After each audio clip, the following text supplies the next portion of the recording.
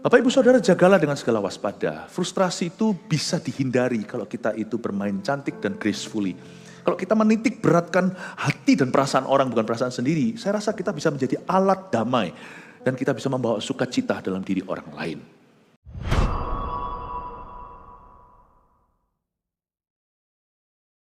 Tuhan, kami punya Allah yang sangat baik. Engkau lebih baik terhadap kami daripada kami baik terhadap diri sendiri. Sebab hanya Tuhan yang mengerti apa yang terbaik untuk anak-anaknya. Kami tahu ya Tuhan Yesus, di dalam tangan-Mu hidup kami aman selalu. Terima kasih Engkau sudah menjaga, memelihara kami dari minggu ke minggu, dari hari ke hari. Kau tidak pernah, ya Tuhan Yesus, melalaikan ya Tuhan Yesus setiap kebutuhan anak-anak-Mu.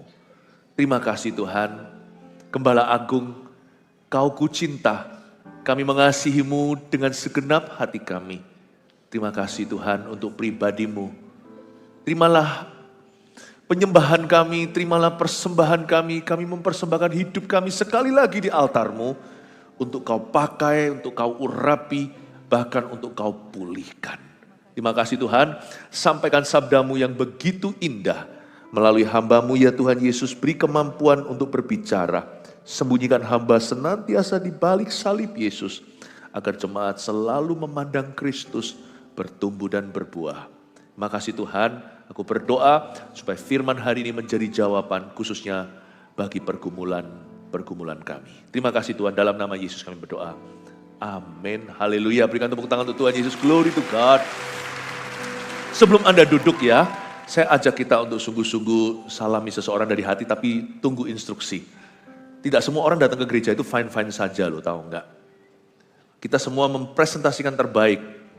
Itu bukan munafik, tapi kita datang ke hadirat Tuhan itu ke gereja juga kita dress up, kita berpakaian yang bagus, rapi, karena kita mau beribadah. Tetapi hati orang itu bisa hancur, jiwanya bisa rapuh. Tak sedikit di antara kita yang gak suka pada dirinya sendiri. Tapi I want you to feel loved first of all. You know you're accepted, diterima Tuhan. Apa adanya, tapi dosanya harus pergi. Tuhan akan memberimu dan memberiku kekuatan untuk bisa meninggalkan kebiasaan buruk kita, tabiat kita. Tuhan menerima kita bukan dosanya harus dibuang. Tapi kita perlu merasa dikasihi dulu, karena kasih karunia yang memberi kita kekuatan dan kuasa untuk berkata tidak pada hawa nafsu. So you need to feel loved, you see, because you are truly loved. Kita semua perlu merasa dicintai karena memang begitu faktanya. Anda itu dikasihi. Wong Yesus sudah mati di Kalvari, terlambat kalau nggak percaya. Saya ingin Anda untuk lihat seseorang dan katakan, someone loves you, katakan Jesus loves you ya. Kebaktian yang kedua, judulnya Mazmur untuk orang yang frustrasi dengan dirinya. Buka dulu dengan saya, Mazmur 13 yang barusan kita nyanyikan lagunya, ayat 1 sampai ayat yang ke-6. Mazmur untuk orang yang frustrasi dengan dirinya. Di Alkitab kita, di Lembaga Alkitab Indonesia dituliskan judulnya doa kepercayaan. Aku mau percaya karena kasih setiamu. Ayat 1, untuk pemimpin biduan, Mazmur Daud. Berapa lama lagi Tuhan, kau lupakan aku terus menerus. Berapa lama lagi kau sembunyikan wajahmu terhadap aku. Berapa lama lagi aku harus menaruh kekhawatiran dalam diriku dan bersedih hati sepanjang hari. Berapa lama lagi musuhku meninggikan diri atasku. Pandanglah kiranya, jawablah aku ya Tuhan Allahku. Buatlah mataku bercahaya, supaya jangan aku tertidur dan mati. Supaya musuhku jangan berkata, aku telah mengalahkan dia. Dan lawan-lawanku bersorak-sorak apabila aku goyah. Tetapi aku, kepada kasih setiamu aku percaya. Hatiku bersorak-sorak karena penyelamatanmu. Aku mau menyanyi untuk Tuhan, karena ia telah berbuat baik kepadaku. Ini adalah Mazmur yang sangat indah sekali. Daud tentunya sedang frustrasi. Mazmur itu gubahan atau lagu yang ditulis oleh seseorang. Jikalau Mazmur Daud, berarti penulisnya adalah Daud. Dan setiap Mazmur ini nyanyian dari kejadian sungguhan. Berarti lagu yang muncul dari pergumulan. Makanya Mazmur itu seperti himnal. Masing-masing itu ada ceritanya. Kebaktian 1 tadi, saya jelaskan 1 Mazmur yang ada hubungannya dengan 2 Samuel pasal 15 sampai 18. Ketika Daud takut menghadapi hari. Karena dia sedang dikejar-kejar musuh, tak lain tak bukan adalah anak sendiri.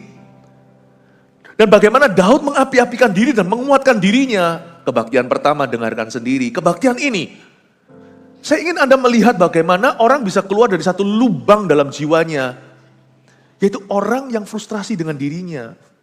Frustrasi setiap kita itu beda-beda, tetapi pasti ada satu takaran kita itu frustrasi sama diri sendiri. Anehnya ketika Adam jatuh dalam dosa, dia salah paham dengan dirinya. Dia jadi gak ngerti apa yang baik, apa yang buruk untuk dirinya sendiri. Apalagi seperti orang seperti saya ini orangnya perfeksionis. Dari kecil begitu. Bukan berarti percaya diri, justru orangnya minder. Perfeksionis itu orang yang sulit atau susah untuk mengampuni kesalahan sendiri. Saya lebih gampang loh mengampuni orang lain daripada mengampuni diri saya. Ada orang itu yang begitu keras terhadap dirinya. Nah, pengakuan dosa itu aku. Jadi orang seperti ini susah untuk move on. Perasaannya itu serba sticky, seperti ada glue, seperti ada lem di dalam jiwanya. Kalau aku tuh salah, bisa menyesali, aduh tadi kok ngomong begini, aduh tadi kok aku begitu, kenapa aku sebodoh itu? Bukannya bertobat, justru dengan spirit seperti itu, jatuh lagi di lubang yang sama. Siapa di sini kadang-kadang frustrasi dengan dirinya, angkat tangan? Oh enggak pernah, mungkin cuma saya seorang ya. Coba saya tanya lagi, jujur ya, siapa yang pernah frustrasi dengan dirinya atau sedang frustrasi dengan dirinya? Kita semua keturunan Adam dan Hawa. Coba lihat kalau ada laki di sebelah kanan Anda, hai Adam, kalau perempuan, hai Hawa. Sama saja, 11-12. Jadi saya percaya ini akan relate banget untuk setiap kita. Kita ini frustrasi dengan dirinya. Bukankah kita semua itu orang andai dan tahu gitu?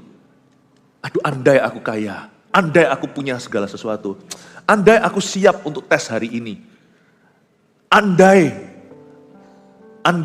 aku menghiraukan nasihat orang itu kan bodoh aku tidak akan jatuh. Atau tahu gitu ya, tahu gitu aku tidak pergi ke sana. Tahu begitu aku tidak ketemu sama orang itu, tahu gitu aku tidak bisnis sama dia. Nyesel, menyesali, frustrasi, nggak keluar, depresi. Stres sendiri, karena di dalam sini ada satu kubangan, ada satu pusaran dalam jiwa yang gak bisa keluar. Muter-muter di dirinya sendiri, muter-muter terus.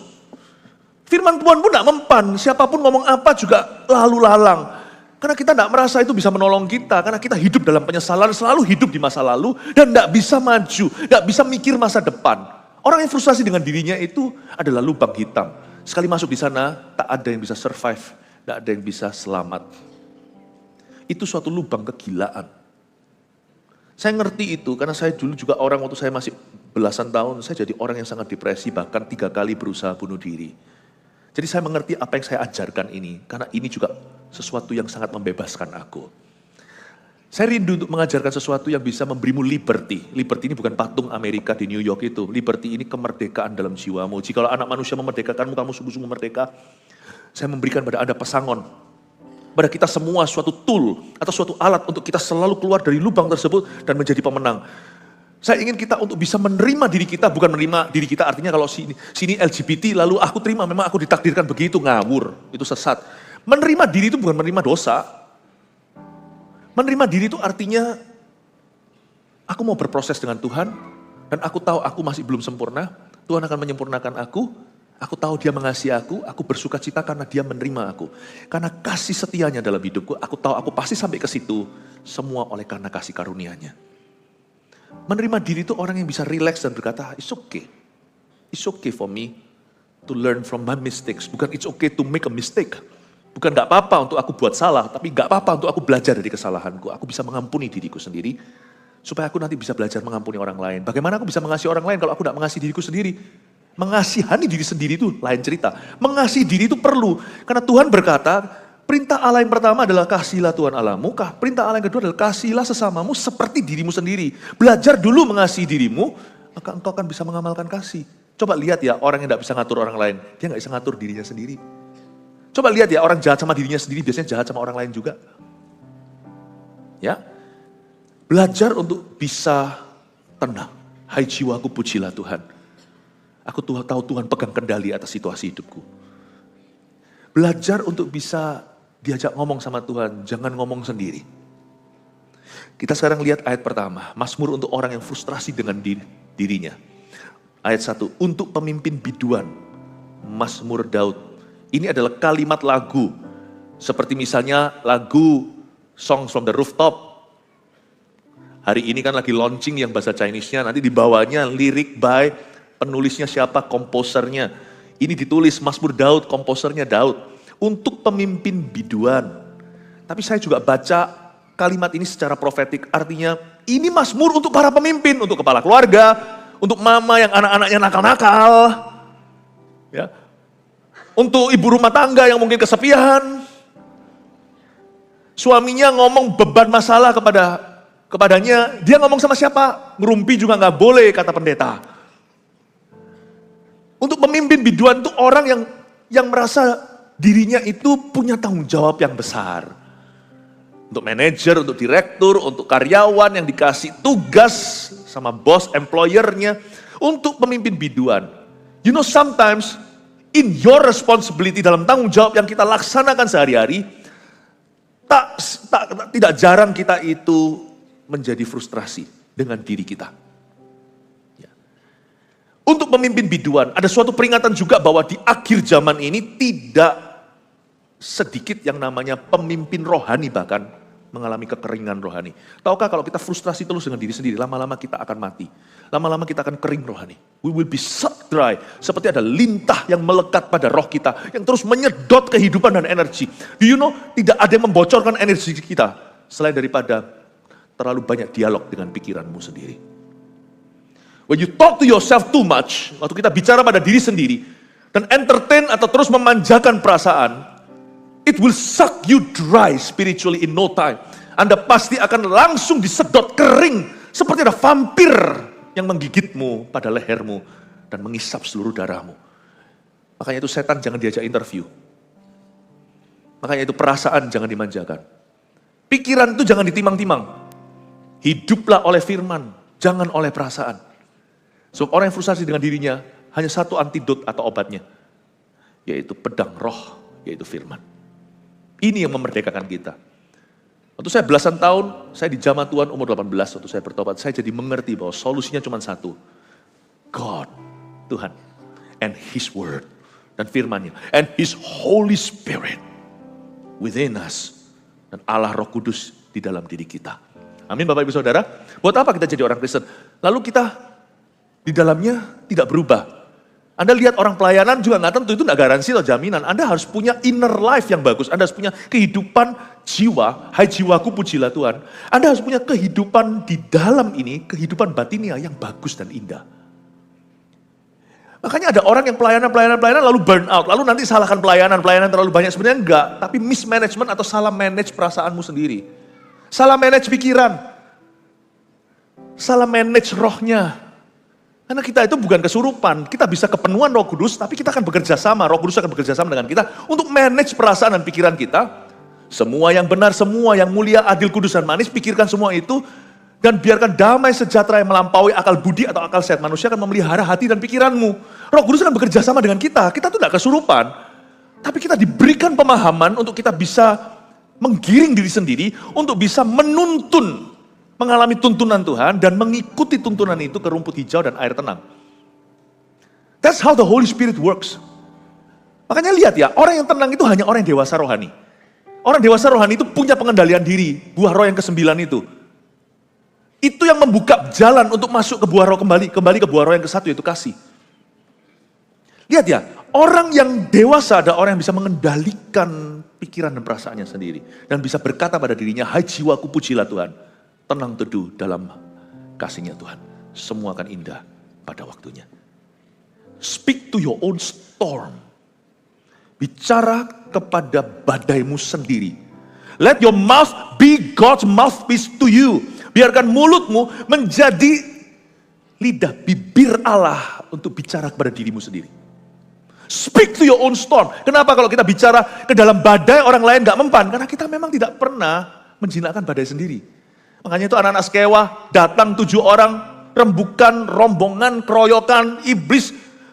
Keluarlah kamu di dalam nama Yesus yang diberitakan oleh Paulus. Gak mempan, iblisnya tertawa. Paulus dia takut, Yesus anak Allah. Siapa gak kenal dia? Tapi dia bertanya, lu anak-anak Skewa, siapa lu? Iblis di dalammu aja gak bisa takluk, kamu kedagingan, ambisius. Sekarang mau taklukkan iblis dalam diri seseorang yang kesurupan. Guyonan apa? Candaan apa? If you can speak to your own storm, you can speak to the storm in other people's lives. Kalau Anda bisa bicara kepada badai dalam dirimu sendiri, Anda akan punya authority, otoritas jumping. Punya authority, punya otoritas untuk berkata kepada badai yang Anda lihat di sekeliling Anda, tenanglah. Waktu Anda menghardik akan ada kekuatan Allah. Anggaplah sesi ini bukan soul searching. I'm not searching your soul, I'm moving your soul. Masalah kita itu terlalu banyak soul searching. Soul searching itu perlu sekali-kali, tapi kalau terus-menerus namanya orang yang kurang percaya diri. Kita tidak mau soul searching, soul moving. Saya mau ajak Anda semuanya untuk dewasa dari dalam, karena itu adalah tugas pengembalaan untuk bisa memberi makan. Amin, Bapak Ibu Saudara. Untuk pemimpin biduan ini beban buat saya. Kenapa? Karena banyak pemimpin yang nggak matang dalamnya. Kelihatan mangganya bagus di luar, makan masam, karena di dalamnya dia nggak matang di pohon. Ya. Maka Anda lihat sekarang pemimpin rohani banyak yang kering rohani. Kita lihat sekarang kenapa, mari kita selidiki apa yang terjadi dengan Daud, kita akan bedah jiwanya dan kita akan mendapatkan madunya. Ayat 2, berapa lama lagi Tuhan kau lupakan aku terus menerus? Stop.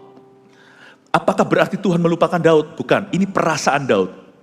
Boleh nggak kita jujur masuk hadirat Allah atau hanya ngomongnya manis-manis melulu? Coba Anda baca Mazmur, isinya itu keluh. Bukan hanya manis-manis melulu, ada banyak keluhan di dalamnya. So it's okay to be honest to God.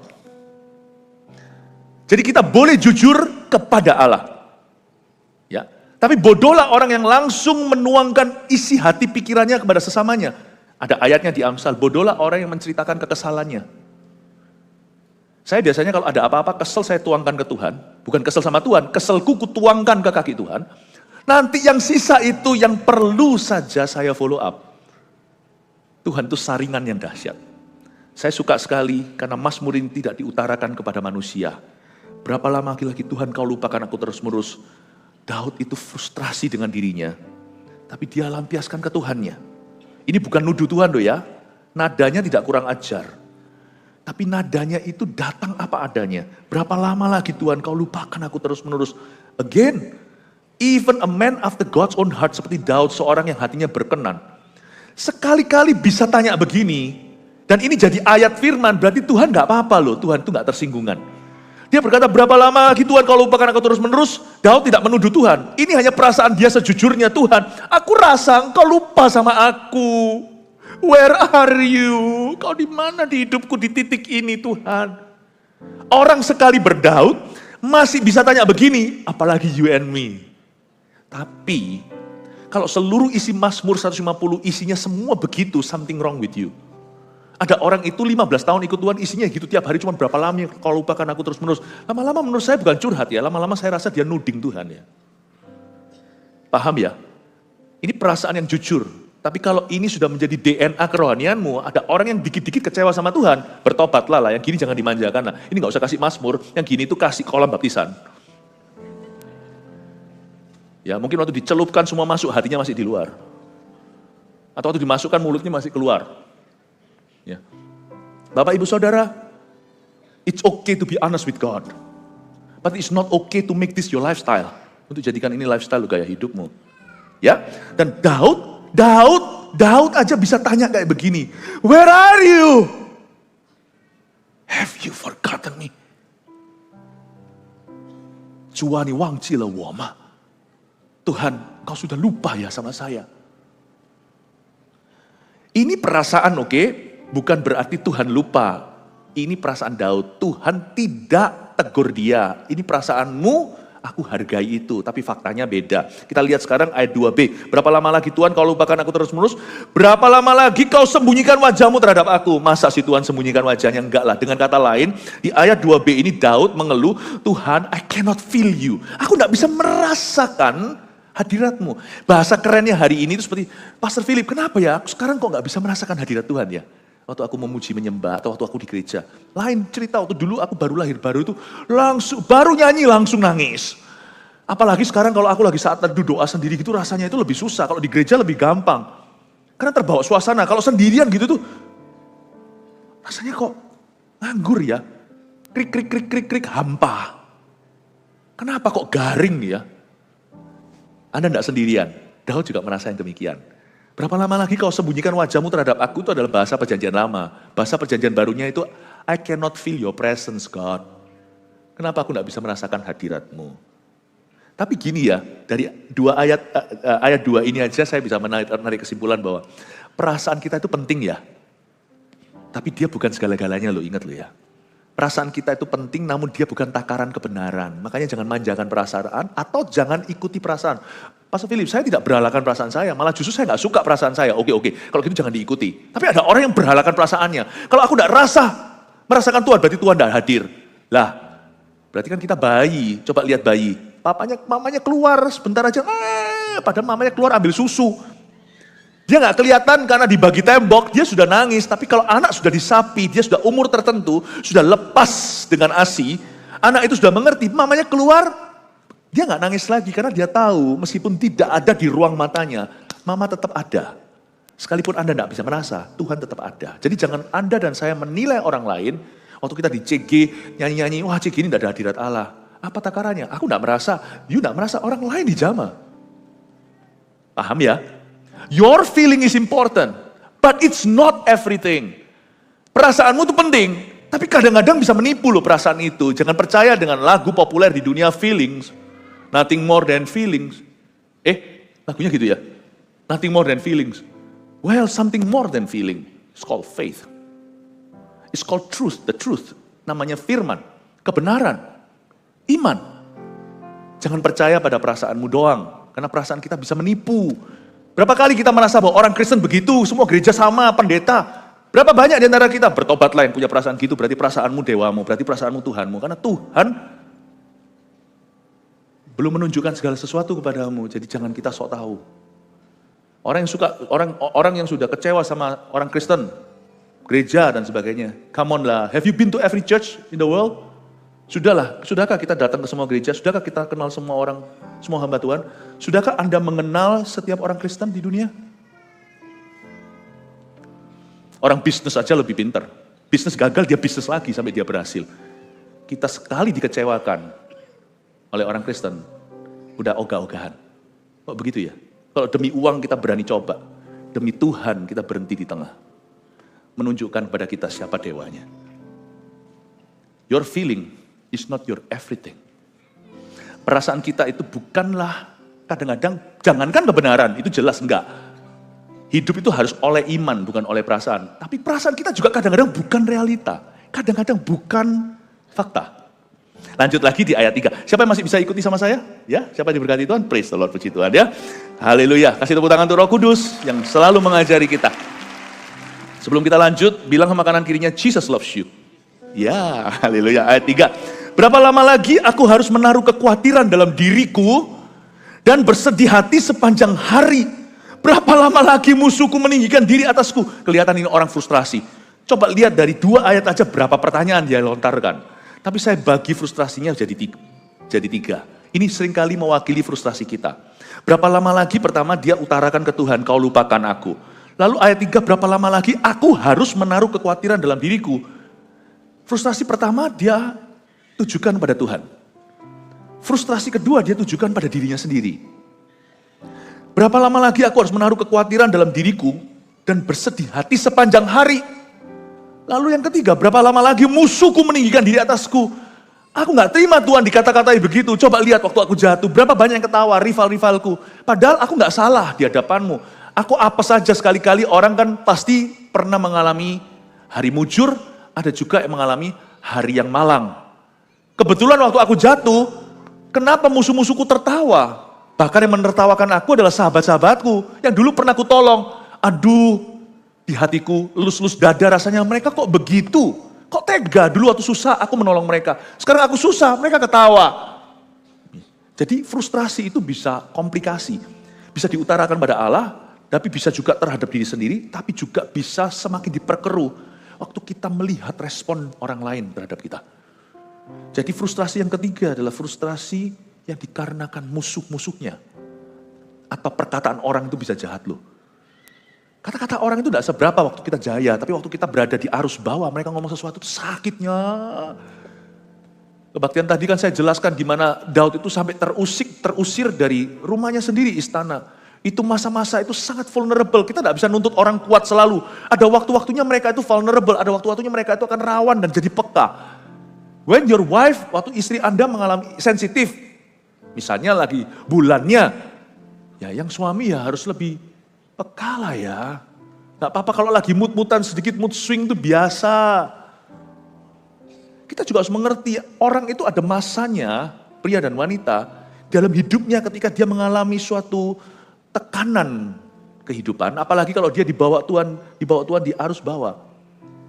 Gak heran ada orang tertentu itu terluka di waktu itu. Makanya itu jaga hati itu penting sekali. Dengan segala waspada itu artinya waktu kita di arus bawah. Dan tolong jaga hati itu bukan hanya terapkan pada diri sendiri. Jaga hati orang di kanan kirimu. Jangan kau jadi salibnya. Kau harus jadi balsamnya. Salib mereka pasti sudah ada. Gak usah kau tambah. Waktu Anda lihat orang kiri kanan kita itu sedang mengalami tekanan kehidupan, jagaan hatinya. Karena dia di titik rawan. Suami pulang ke rumah udah capek, lesu segalanya, langsung tunggu dulu. Paling tidak suruh dia makan. Ada titik rawan, istri juga sama mungkin pada saat mungkin semua sibuk, suami gak mau tahu ngomong apa adanya. Perhatikan dong, suami mungkin kerja banting tulang, tapi istri juga atur rumah tangga. Tahu gak, sama susah, bahkan lebih susah loh atur anak daripada atur bisnis. Tolong bisa dimengerti lah, saat-saat tertentu caranya bagaimana. Diajak kencan gak pernah, tiap hari hanya dasteran dan rololan. Lalu tiba-tiba kita suruh dia ngerti segala sesuatu. Tolonglah senangkan juga gitu loh, supaya dia keluar dari titik rawan, titik tidak amannya. Bapak Ibu Saudara, jagalah dengan segala waspada. Frustrasi itu bisa dihindari kalau kita itu bermain cantik dan gracefully. Kalau kita menitik beratkan hati dan perasaan orang, bukan perasaan sendiri, saya rasa kita bisa menjadi alat damai. Dan kita bisa membawa sukacita dalam diri orang lain. Frustrasinya di sini ada 3 saya bagi kepada Tuhan. Kalau frustrasi kepada Tuhan itu diterus-terusin, tidak dapat solusi yang benar, alias terus-menerus berkanjang pada perasaan dan tidak pernah berujung pada kebenaran, maka nanti itu menjadi orang Kristen yang kepahitan. Kepahitannya nggak jelas loh ya. Dia kepahitan sama orang iya, tapi kalau Anda lihat, orang itu kepahitan sama Tuhan. Loh, kok bisa sama Tuhan kepahitan itu piye? Ada orang itu yang kudu terus kecewa sama Tuhan. Selalu kepahitan sama kehidupan, kecewa dan lihat ya, ada orang Kristen tuh yang labelnya gini, sukanya itu berkata Tuhan jahat, Tuhan cobai aku, Tuhan yang kasih aku penyakit. Tuhan tidak dengarkan doa, tapi dia mau tinggalkan Tuhan juga nggak berani karena dia tahu ada neraka. Jadi dia itu betul-betul adalah makhluk gentayangan, sorga kagak, neraka tak rela. Ada orang yang tipe gitu ya. Anda lihat gak orang Kristen yang suka terus marah-marah sama Tuhan, marah ngamuk-ngamuk. Itu sebenarnya menurut saya orang itu bukan ngamuk sama Tuhan, dia ngamuk sama dirinya sendiri. Cuma dia gak sadari, dia itu frustasi sama dirinya dan dia jadikan Tuhan tumbalnya. Bodoh lah orang yang begitu. Kenapa? Tuhan itu justru obatnya, kok kau jadikan tumbalnya. Do not sacrifice God. He's your only hope when all things fail. Jangan kau korbankan Tuhan, karena dia satu-satunya harapan ketika semua orang meninggalkanmu. Dialah satu-satunya ketika semua gagal. Biarpun gunung-gunung beranjak dan bukit-bukit bergoyang, namun kasih setiamu tak akan beranjak daripadaku. Firman Tuhan yang mengasihi aku. Amin Bapak Ibu. Jangan. Jadi caranya gimana kalau kita lagi frustrasi kepada Tuhan, kita harus akhirnya berakhir mendarat, berlabuh pada kebenaran tentang karakternya. Kita harus mendarat ujung-ujungnya pada janjinya. Tapi kalau kita frustrasi sama diri sendiri, kalau itu tidak ada jalan keluarnya, ini bahaya. Di sinilah masuk stres, depresi, bipolar, segalanya. Karena waktu kita berputar-putar di sini ada pusaran tidak keluar, itu jadi penyakit. Tanya dokter. Dokter tidak bisa membuktikan mungkin, tetapi tidak akan menyangkali bahwa psikis, penyakit psikis itu bisa berujung penyakit jasmani. Coba lihat ya, kadang-kadang kalau dokter yang bijaksana kan memberitahu, tidak cuma gini-gini, lifestyle-mu harus berubah juga, jangan cuma main antibiotik, obat-obatan. Ayo kurangi stres, mestinya ada orang yang gimana, tiroid dan sebagainya. Saya bukan dokter ya, tanya sendiri, tapi saya kasih contoh aja misalnya, hidup Anda harus bisa manage stresnya sendiri. Saya bisa ngasih Anda pil tidur supaya Anda tenang, Tapi yang membuat Anda tidak bisa tidur itu dokter tidak bisa. Itu Anda harus bisa manage sendiri. Nah, orang di luar Tuhan tidak punya pegangan. Mereka hanya punya positive thinking. Tapi di dalam Tuhan kita punya kuasa kehidupan.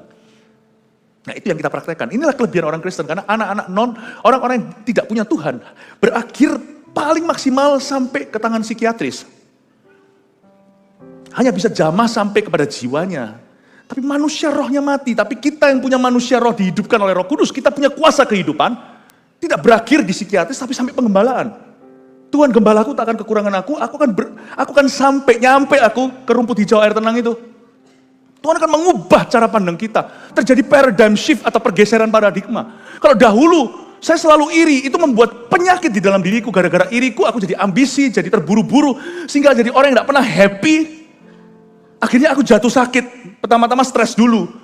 Lalu rumah tanggaku gak keruan, semakin begitu semakin aku tidak sehat. Gaya hidupnya semakin sakit dan sebagainya. Tapi Tuhan bisa mengubah cara pandang kita. Dulu kita selalu iri dengan rumput tetangga yang nampaknya lebih hijau. Sekarang saya bisa tertawa dan berkata gak apa-apa sana lebih hijau.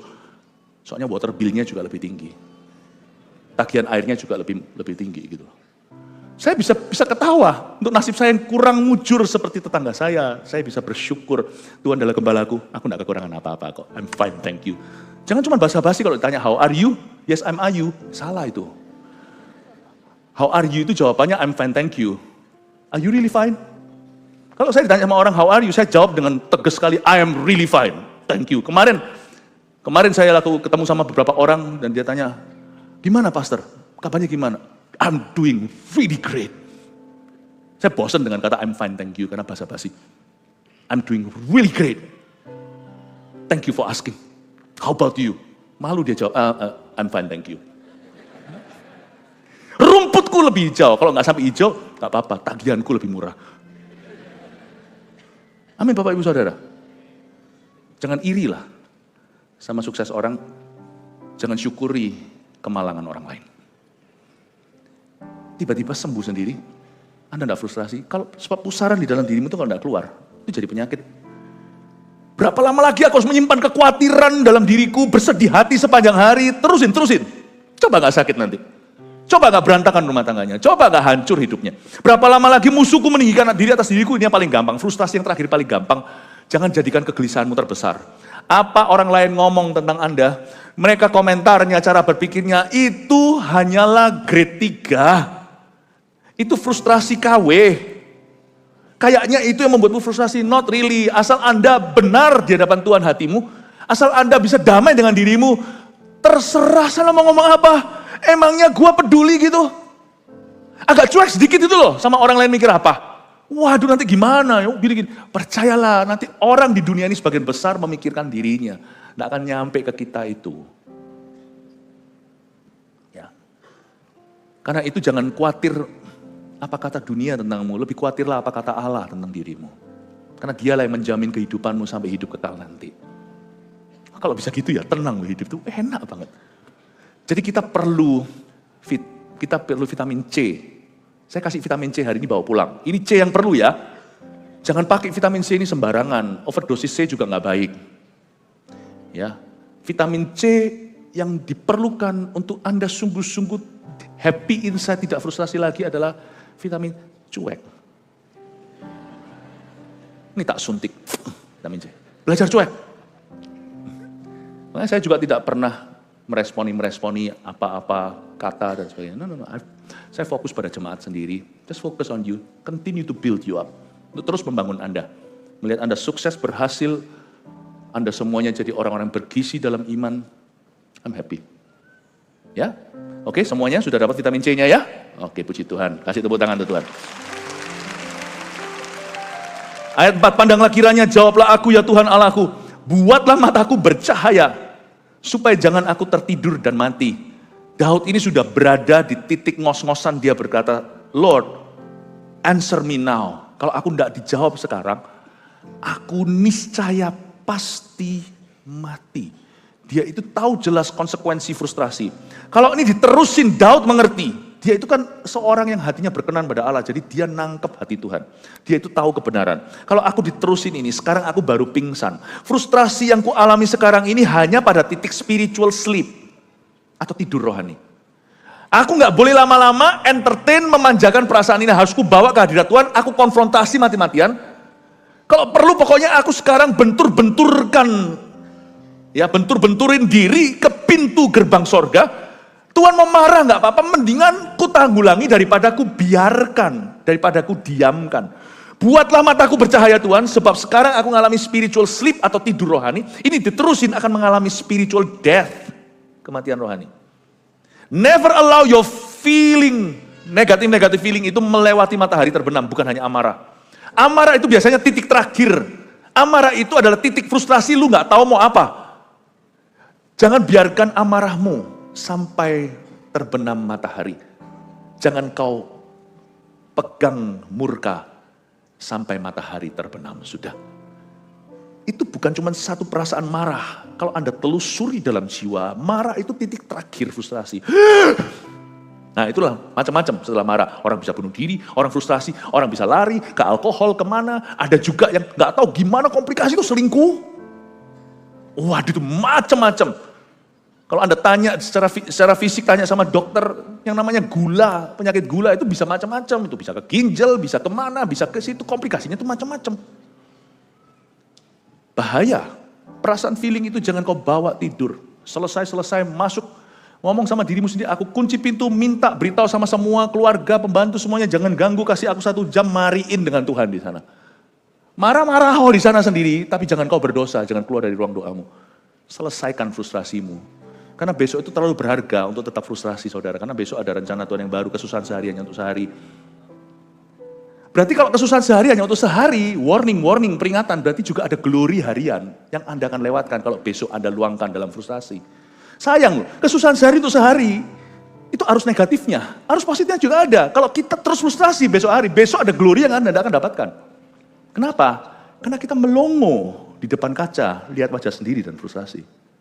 God wants you to see the promised land.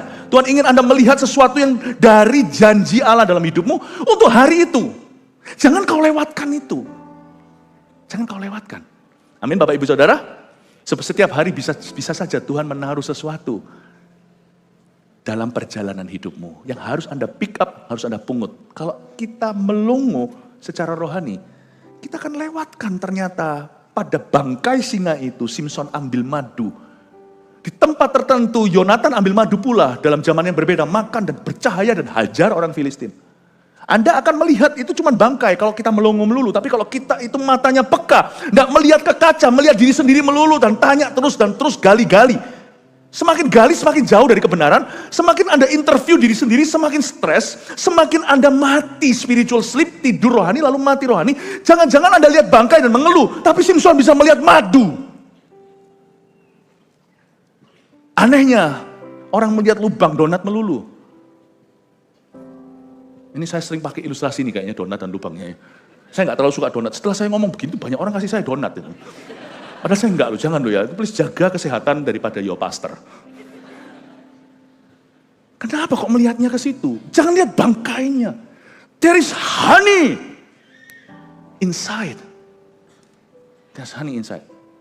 Kesusahan sehari untuk sehari, madu sehari juga untuk sehari. Madu hari ini kalau Anda lewati, besok sudah madu yang lain. Beda. Jangan sampai kelewatan. Karena itu jangan kau frustrasi. Anda tidak perlu tahu segala sesuatu tentang dirimu. Jangan gali-gali.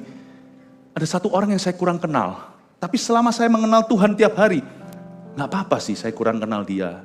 Orang yang kurang saya kenal itu adalah diri saya sendiri. Nggak apa-apa. Mungkin nanti ujungnya suatu hari ketika masuk ke surga, saya baru kenal, oh aku itu begini begitu. Jangan lihat saya seolah-olah saya gila, saya ini waras. Anda sama-sama enggak warasnya.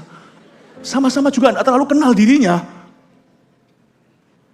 Kan kita kadang-kadang enggak tahu kapan yang menyulut kita kan. Kita ngomong-ngomong gitu misalnya di dalam keluarga, tiba-tiba terus kita ngamuk gitu. Terus tiba-tiba baru sadar diingatkan sama pasangan. Gitu aja emosi, iya ya. Kita aja enggak ngerti apa yang menyulut kita. Enggak usah gali lah ya. 5, supaya musuhku jangan berkata, aku telah mengalahkan dia. Buatlah mataku bercahaya, ayat 4 tadi. Aku telah mengalahkan dia, supaya musuhku jangan berkata begitu. Dan lawan-lawanku bersorak-sorak apabila aku goyah.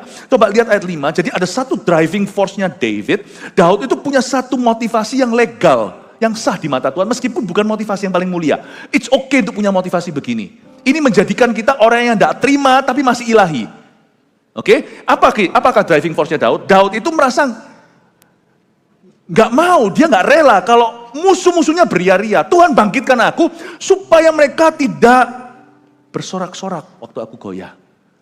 Nggak apa-apa loh, buktikan. Bukan supaya buktikan mereka salah, tapi buktikan kebenaranku. Daud itu minta sama Tuhannya, Lord, sertai aku. Orang mau mencibir aku asal buah berbicara. Kasih aku buah. Dan ayat 5 ini saya telusuri biografi Daud di Alkitab. Saya menemukan bahwa kerap kali ini yang menjadi motivasinya bangkit dari keterpurukan. Dan Tuhan menyertai dia dengan dahsyat. Kadang-kadang Tuhan tidak memerlukan motivasi yang paling mulia untuk memberkati. Dia tidak minta pembelaan, kecuali kalau dia minta nafsu. Bunuh mereka. Daud tidak begitu. Ya. Paling pol pun di kebaktian 1 tadi saya jelaskan adalah pukul rahangnya. Dia tidak meminta nyawa mereka. Dia hanya meminta supaya Tuhan menunjukkan kemuliaannya lewat dirinya. Jadi it's okay loh. Anda itu berdoa dan berkata, Tuhan, aku tidak mau musuhku beria-ria. Aku tahu kau belum selesai. Orang berkata, matilah sudah. Aku berkata, tidak. No. Aku doa kalau perlu puasa, aku berseru pada sorga, mengetuk pintunya dan berkata, Lord, show me your glory. Tunjukkan kemuliaanmu. Pakai iman, saudara. Frustrasi itu tidak bisa diajak omong. Frustrasi itu hanya bisa didobrak. Kalau Anda dengan iman maju, frustrasi itu menguap sendiri. Tiba-tiba Anda cari lagi, dia tidak ada di situ. Frustrasi itu tidak bisa kau usir. Tempatnya hanya bisa kau ganti.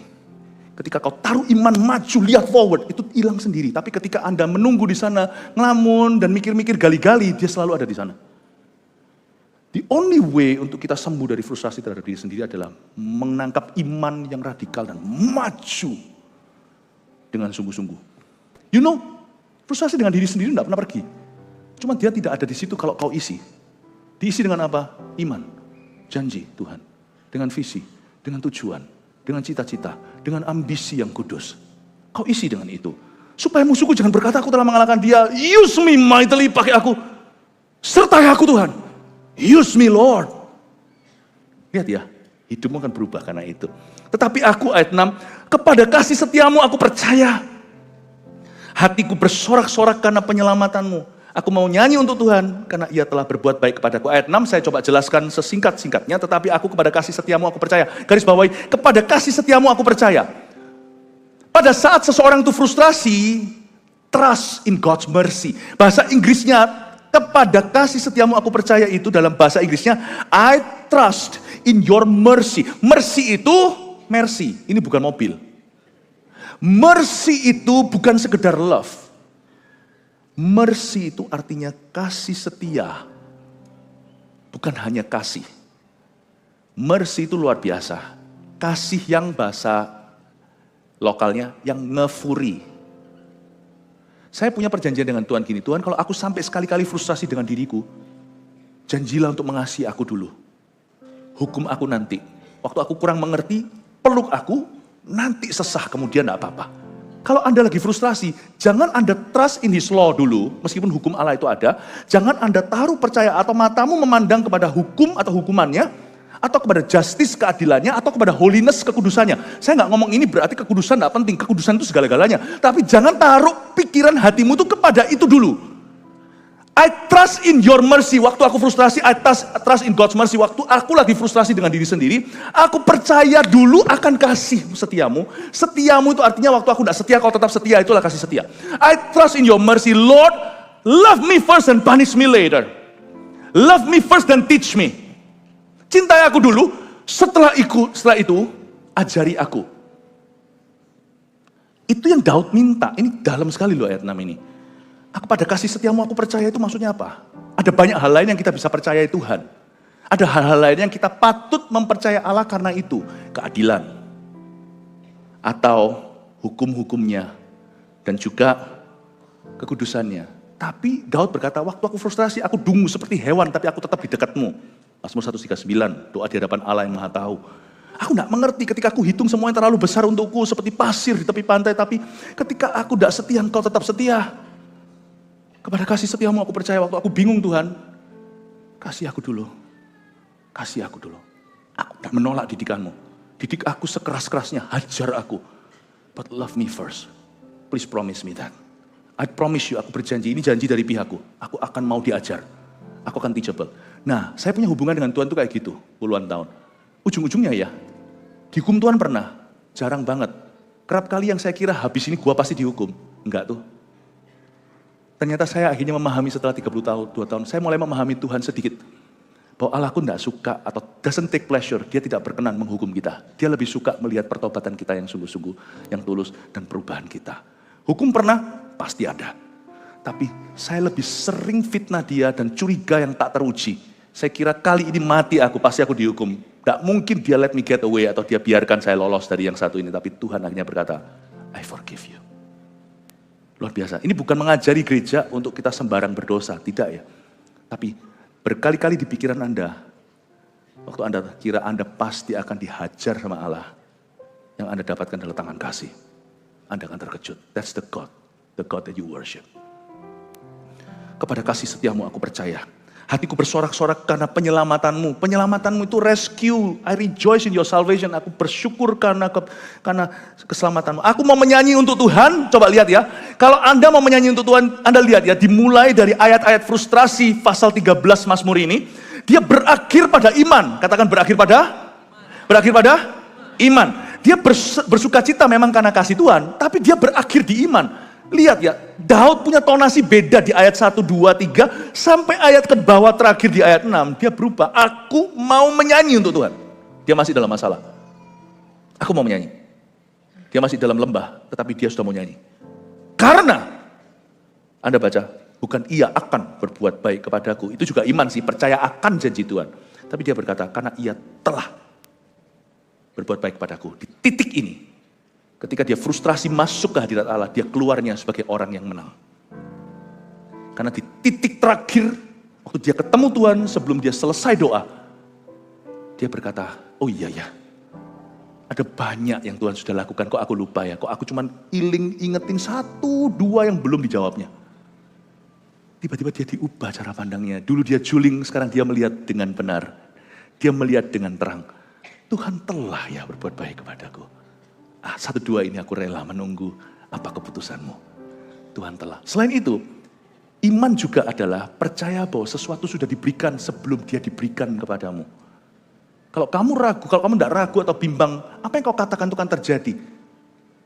Dan itu akan diberikan padamu pada waktunya. Jikalau engkau percaya, engkau sudah menerimanya. Bingung nggak? Iman itu multidimensi. Belum terima secara fakta, tapi kita percaya dalam roh kita sudah menerimanya. Itu akan diberikan pada waktunya. Luar biasa ya.